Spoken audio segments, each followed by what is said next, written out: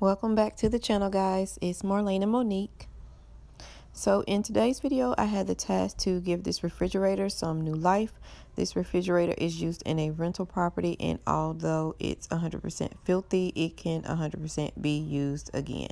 So you'll see me get it all cleaned up and also give it a new color to match the oven that's also in the kitchen.